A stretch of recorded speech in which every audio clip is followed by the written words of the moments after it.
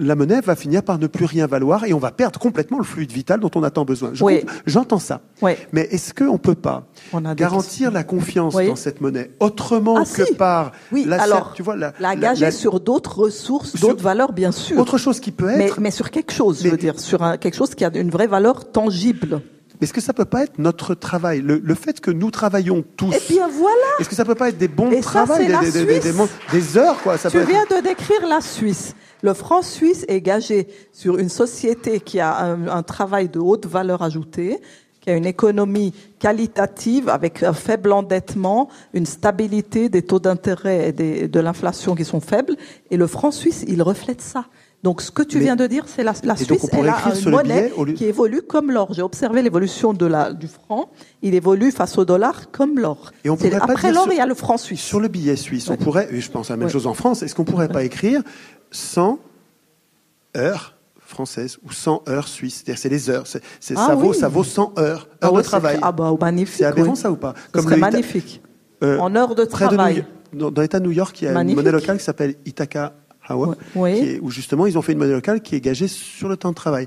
Ça veut dire que politiquement on considère que le travail d'un médecin égale celui d'un balayeur. C'est le capital d'un pays, c'est vrai. Ça c'est vrai. Ça veut dire que tu reconnais que c'est la ressource principale, la matière première de ton pays. Et c'est mieux que l'or, ça, non? Ouais, c'est mieux que l'or parce que ça c'est en quantité plus on travaille illimitée. Pour notre monnaie et ça colle quoi. Donc on n'a pas de rareté, donc on n'a pas d'inflation. Tout à fait. Tu vois, ça c'est l'innovation monétaire à laquelle je crois qu'on aspire tous aujourd'hui. Merci. Partout en Europe, lors de la prochaine crise, les lois ont été modifiées de façon à ce que les banques puissent se refinancer en saisissant directement l'argent dans le compte des clients.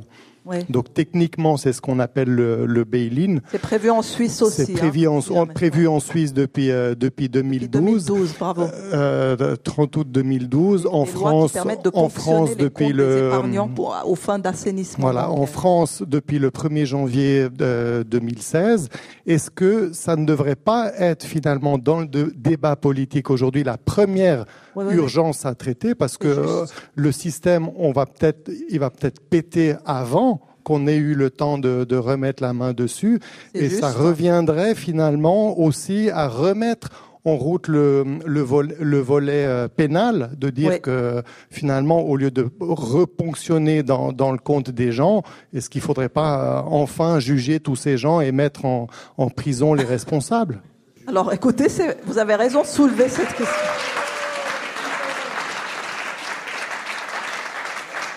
En 2010-2012, on a tous eu le choc de découvrir qu'il y a eu des ordonnances qui sont passées sans consultation démocratique, d'abord à Chypre et ensuite en Europe et en Suisse au même moment, qui permettent aux banques de prélever de l'argent sur les comptes des épargnants qui ont déposé de l'argent à la banque aux fins d'assainissement de la banque. Ça veut dire que pour la première fois dans l'histoire, les épargnants étaient considérés comme des créanciers ou des détenteurs d'obligations ou d'actions de cette banque. Et là, on a modifié une définition légale qui était auparavant que c'est seulement les créanciers qui perdent de l'argent contre la banque. Si moi, je suis quelqu'un qui a prêté de l'argent à cette banque ou je suis actionnaire de cette banque, c'est normal que si ses actions s'effondrent ou ses obligations s'effondrent, moi, je perds de l'argent. Mais si moi, j'ai ouvert un compte dans cette banque, comment ça se fait qu'on va aller dans mon compte privé prendre de l'argent pour assainir la banque? Ça, c'était hallucinant, et c'est parce qu'on a modifié la définition de l'épargnant pour le transformer en créancier. Et ça, c'est vrai que c'est passé tout droit. En Suisse, c'est une ordonnance de la FINMA, de l'autorité de régulation des marchés, qui a décidé de ça, du jour au lendemain. Et même ça n'a même pas été vraiment en une des journaux ici quand c'est arrivé. Et puis après, quand on les consulte, ils disent, mais non, mais c'est exceptionnel, c'est vraiment pour une banque, pour un cas particulier, c'est jamais pour tout le système. En plus, vous êtes garanti jusqu'à 100 000 francs. C'est vrai qu'il faut aussi préciser, hein. Et c'est déjà, en plus, UBS a déjà un précédent. Donc oui, il faut mettre ça en consultation. Pourquoi quelqu'un il faut récolter 100 000 signatures et mettre ça en consultation populaire? Ouais. Heureusement qu'on a le droit d'initiative, mais c'est vrai, il faut s'en emparer parce que ça, on n'a pas été consulté simplement, c'est vrai. Dans la constitution du plan C, c'est une constitution d'origine citoyenne, qui a un chantier pédagogique où on montre ce que ça donnerait si c'est nous qui écrivions les constitutions. On a interdit les banques privées et on a même fait de la volonté de créer une banque privée un crime. Donc c'est criminel de vouloir être banquier. Donc comme ça, t'es débarrassé du problème, c'est interdit dans la Constitution. Toutes les banques doivent être publiques, la banque doit être publique, ou les banques. Mais une banque privée, c'est un fléau de l'humanité, et c'est à nous de l'écrire. Et quand vous l'écrivez, vous devenez souverain. C'est ça, il faut vous vous entraînez à être souverain. C'est ça, absolument. Très bien. La question que je me pose, c'est est-ce que visiblement, il faut modifier la Constitution nous-mêmes, hein, et la maîtriser nous-mêmes. Du coup, est-ce qu'on peut arriver à ça par l'élection, par le canal qui est en place actuellement? Donc, est-ce que ça sert à quelque chose de voter encore pour les présidentielles en France là cette année? Et si oui, est-ce qu'il y a un candidat qui aura plus de chances de proposer de retourner le système une fois qu'il est au pouvoir? Voilà. Je voulais aussi poser cette question à Étienne. Très bien. Pour Étienne, effectivement. Merci d'éclairage. À mon avis, ça fait 200 ans que les puissants ont rodé leur outil de domination qui est le faux suffrage universel. Et le contrôle du résultat de l'élection par l'appropriation des médias qui fabriquent l'opinion avec la plus grande majorité d'entre nous qui ne sommes pas politisés. Nous, on est politisés, on n'est presque pas sensible à ce qui est écrit dans les médias, mais nous ne sommes pas le cas général. La plupart des gens regardent la télé le soir et votent comme on leur dit de voter, en fait. Donc j'attends rien de l'élection. Je me trompe peut-être, hein, mais je n'attends rien de l'élection. On t'a vu soutenir Jean-Luc Mélenchon quand même, hein. Oui, c'est bien de le mentionner. Oui, mais sans illusion, absolument. Ah, il y en a d'autres supporters de Jean-Luc Mélenchon dans la salle. Surtout que je vois Jean-Luc Mélenchon intégrer de plus en plus des idées que je défends depuis 10 ans. Donc évidemment que je trouve ça très réjouissant, encore que très insatisfaisant, parce que je trouve que c'est bien qu'il intègre la Constitution populaire dans son programme, ça c'est absolument décisif, mais il a beaucoup de mal à décider d'une dose satisfaisante du tirage au sort là-dedans. En fait, pendant un moment, il a défendu l'idée de 50%, et c'était déjà pas beaucoup. Il n'y a pas de raison de garder 50% de l'Assemblée constituante en conflit d'intérêts, c'est-à-dire ayant intérêt à instituer leur puissance et notre impuissance. C'était déjà c'était quand même un sacré bémol. Et récemment, j'ai vu qu'ils sont en train d'opter pour un truc qui est pire encore, c'est-à-dire qu'ils vont permettre aux citoyens de décider eux-mêmes de la dose de tirage au sort. C'est-à-dire que quand tu vas voter, tu peux voter pour A, B, qui sont des candidats, aidés par les plus riches, évidemment, aidables, donc aidés. C'est ça l'idée. Le vice du suffrage universel, entre guillemets, c'est qu'on puisse aider les candidats. Si on peut aider les candidats, ceux qui ont les moyens d'aider vont aider, et c'est ça qui donne le pouvoir aux riches. Oui, parce qu'autrement, comment tes idées pourraient arriver un jour au pouvoir pour pouvoir se mettre en pratique? Tu fais avancer le débat. Le problème de Jean-Luc Mélenchon, c'est qu'il est lui-même professionnel de la politique, et il n'est pas seul, il est entouré de gens qui sont bien. Hein. Quand on dit qu'ils sont en conflit d'intérêts, on ne dit pas du tout qu'ils sont malhonnêtes. Hein. C'est des gens qui sont vachement dévoués au bien commun. Leur programme est super. Hein. Le programme Mélenchon, il est quand même vraiment lisez-le. Vous allez, ça change tout. Hein. Mais le problème, c'est qu'ils sont en conflit d'intérêts pour la partie du processus constituant. C'est-à-dire quand il s'agit d'instituer les contrôles dont ils vont souffrir, ils sont en conflit d'intérêts. Et le problème là, c'est que ce sont ceux qui sont en situation de changer le plus les choses.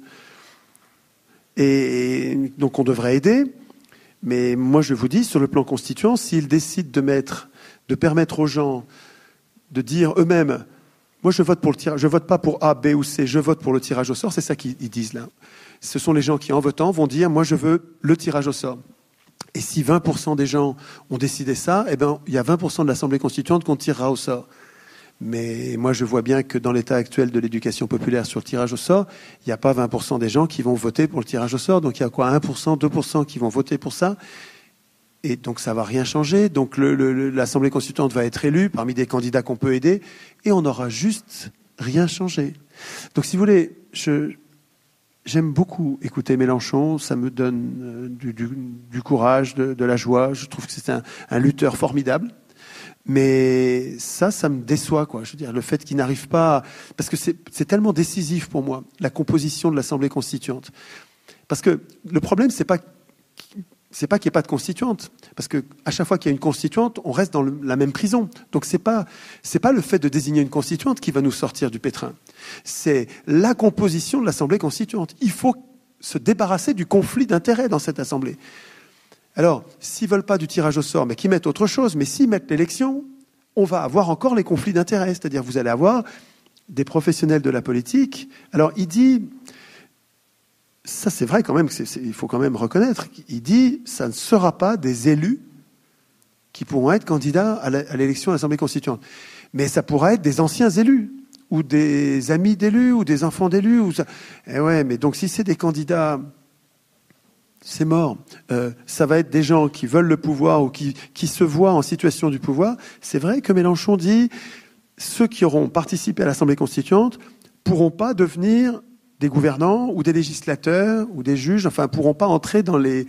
Donc ça c'est tout à fait ce que je défends depuis 10 ans. C'est déjà un très grand progrès. C'est déjà un progrès. Il va faire quand même d'autres changements. Mais je me fais pas d'illusions. Je crois vraiment que l'essentiel, ce serait que l'Assemblée soit populaire. Et populaire, ça veut dire qu'il ne faut pas qu'il y ait d'élection. Si c'est d'élection, ce ne sera pas une Assemblée populaire. Vous n'aurez pas d'ouvriers, vous n'aurez pas de noirs, vous n'aurez pas de pauvres. Donc vous n'aurez que des riches là-dedans. Vous n'aurez que des riches. Si c'est une élection, vous n'aurez que des riches. C'est bien de le... Oui, bien sûr. Trop. Question suivante. Donc est-ce que ça sert de voter ?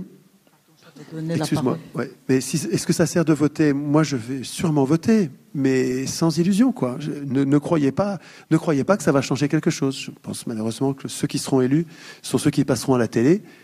Et regardez, vous voyez bien qu'à la télé, c'est Macron et Le Pen qui passent, donc vous allez avoir le choix entre pas de changement et pas de changement. Donc j'étais la candidate de Mélenchon pour les Français de Suisse la précédente législature. Oui. Et à ma connaissance, actuellement, il n'y a que Marine Le Pen qui préconise formellement une sortie immédiate de l'euro. Je voulais bien préciser que Jean-Luc Mélenchon voulait quand même faire une ultime tentative pour essayer d'obtenir que la Banque Centrale Européenne ait le droit de prêter directement aux États plutôt qu'aux banques. Il a dit, bon, c'est clair que si vraiment... on n'arrive pas à faire un front du Sud, on n'arrive pas à faire plier Mme Merkel. À ce moment-là, on envisagera éventuellement une sortie de l'euro. Mais je voulais le dire parce que... Étienne, oui, c'est vrai. Ce qui me fait assez mal avec le programme de Jean-Luc Mélenchon sur ce point, c'est que ça ressemble beaucoup au programme de Tsipras, quoi. C'est-à-dire que vraiment, prétendre qu'on peut améliorer les choses en restant dans l'Union européenne, c'est juste une arnaque, quoi. Il faut sortir de l'Union européenne. Et ils sont pas assez... ferme et franc là-dessus, les gens de Mélenchon, je trouve. Il faut sortir de l'Union européenne. Et nous dire qu'on va négocier, ça ressemble... J'ai peur d'être Tsiprasisé, quoi. Et Le Pen, j'ai l'impression qu'elle dit qu'elle veut sortir de l'Union européenne, mais si j'ai bien compris, elle l'écrit pas dans le programme. C'est pas écrit dans le programme qu'elle veut sortir de l'Union européenne. Elle le dit, mais elle l'écrit pas. C'est ce que dit Asselineau, en tout cas. À mon avis, le seul qui veut sortir vraiment, qui en a fait un axe central, et je crois qu'il a raison, de l'Union européenne, c'est Asselineau. Et pour cette raison... C'est ce que je voulais dire. Pour cette raison, il est complètement divisé par les médias, et donc il passe à zéro. Il ne passe pas dans les médias. Mais c'est les médias, je rappelle que c'est les banquiers, hein, c'est les milliardaires. Donc eux, les banquiers ont construit l'Union européenne comme outil anticommuniste, un outil antisocialiste, antidémocratique. Donc c'est normal que les médias qu'ils ont achetés censurent au dernier degré le seul bonhomme qui veut sortir de l'Union européenne. Si nous étions cohérents, je pense que nous voterions tous, y compris Mélenchon, pour Asselineau. Très bien, monsieur. Parce qu'il faut sortir de l'Union européenne. Si on ne sort pas de l'Union européenne, encore deux questions, madame. Il y en a trois. On raconte des histoires, questions. quoi. 2 ou 3 questions et puis on arrête parce qu'on vous retient depuis trop. Il va avoir 1% parce qu'il passe à 1% dans les médias. Oui, je me présente. Oui, monsieur. Je me présente, Gérard Leis, retraité avec une taille fine. Et là, j'approuve exactement M. Chouard en parlant de M. Asselineau. Comment se fait-il que tout ce qu'on a vu à l'écran de télévision, c'est tous des gens qui sont connus, qu'on connaît. M. Asselineau, il passe jamais à l'antenne. Ou très, très, très, très rarement. Et c'est pas parce qu'il n'est pas connu, hein, c'est parce qu'il veut sortir de l'Union européenne. Voilà. Et quand on a lu le 20 minutes, là, qu'on avait vu les photos et tout ça, sur sa photo à lui, il y avait une pancarte de publicité. Hein. Je ne sais pas si vous avez vu ça. Oui. Bon, je voulais pas venir là, mais comme Madame disait que Le Pen est comme les autres, de toute façon. Le seul qui veut sortir de l'Europe, c'est Asselineau, parce que lui, il parle de l'article 50 de la Constitution européenne. Ouais. Tandis que les autres, ils n'ont jamais parlé de ça. Ouais. Ceci dit, c'est sûrement pas une panacée, parce que si tu demandes la permission aux autres comment sortir, tu vas voir que ça va pas être si simple. L'Angleterre là va essayer d'utiliser l'article 50. On va voir que c'est pas si simple, quoi. Il y a une autre façon de sortir de l'Union européenne, c'est de dénoncer les traités purement et simplement. Du jour au lendemain, tu te barres. Enfin, à mon avis, De Gaulle, il n'aurait pas appliqué l'article 50. Il se serait barré en dénonçant. On peut dénoncer les traités simplement. Voilà. Tous les traités du monde ont été dénoncés, tous. Enfin, sauf ceux qui l'ont pas encore été. Mais les traités finissent toujours par être dénoncés. Il faut dédramatiser ce truc-là. Une fois que tu n'es plus d'accord, voilà, tu t'en vas. Et l'article 50, j'ai l'impression, un chemin qui va nous faire passer sous les fourches codines de gens qui ne nous veulent pas de bien et qui vont permettre à tous ceux qui ont envie d'organiser la débâcle, de l'organiser. Alors qu'il faut que ce soit rapide, quoi. Il faut sortir, à mon avis, sans appliquer l'article 50. Il n'y a pas besoin.